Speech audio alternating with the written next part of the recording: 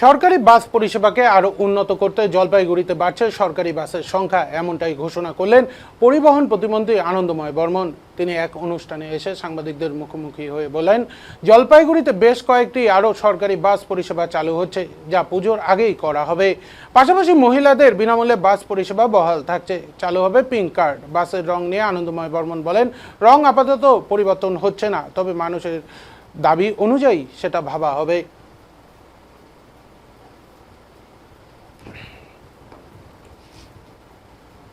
ঘোষণা হয়নি তো স্বাভাবিকভাবে আগামী দিনে এই 400 বাস যখন হবে ওটা আছে, তার মধ্যে 150 বাস হবে এলডিসি নিয়ে আসবে। পুজোর আগে কিছু পাবে?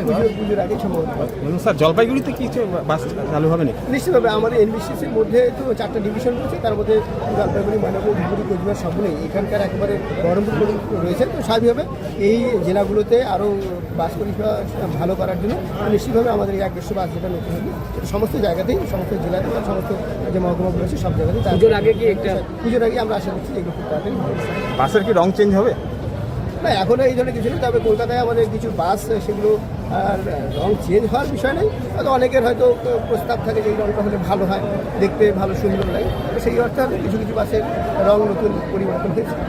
কিছু তো পরিবর্তন হতেই তো লাগবে, মানুষের আমাদের দেখানো দিয়ে একটা পড়াশোনা আমরা এটা দেখানোর ব্যাপার নেই, এটা দেখানোর ব্যাপার নেই, তবে কিছু ক্ষেত্রে একটা একঘেয়েমি চলে আসে। স্বাভাবিকভাবে অনেকে যদি একটা ভালো প্রস্তাব দেয় যে এই রঙটা একটু স্বাভাবিকভাবে এটা মানে পার্মানেন্ট তো কোনো রঙই নয়, প্রত্যেক বছরই বাসকে হয়তো 1 বছর 2 বছর অন্তর রং করতে বাস কর্মীদের, চালক এবং কন্ট্রাক্টরদের একাংশের একটাতে আপনাদের মতো আমরা বলে সমস্ত ক্ষেত্রেই যে সমস্ত যাত্রীরা বাসে ওঠেন বা অনেক ক্ষেত্রে মহিলা যাত্রীরা বাসে ওঠেন, তাদের যেহেতু এখন ফ্রিতে টিকিট দেওয়া হচ্ছে, তো স্বাভাবিকভাবে ক্ষেত্রে দু একটা এই ধরনের অভিযোগ আসছে। আমরা চাইবো যিনি কন্ট্রাক্টর থাকবেন বা বাস চালক থাকবেন তারা যাতে সবার সাথে ভালো রকম ব্যবহার করেন, এবং সবাই আমরা পরস্পর একটা সমাজে বসবাস করি, তো স্বাভাবিকভাবে আমাদের সবার সাথে ভালো সম্পর্ক, ভালো ব্যবহার দেখা যাচ্ছে। স্যার, বিনামূল্যে বাস পরিষেবা কি মহিলারা এখনও পেয়ে যাবেন? এখনও পাচ্ছেন, পাবেন।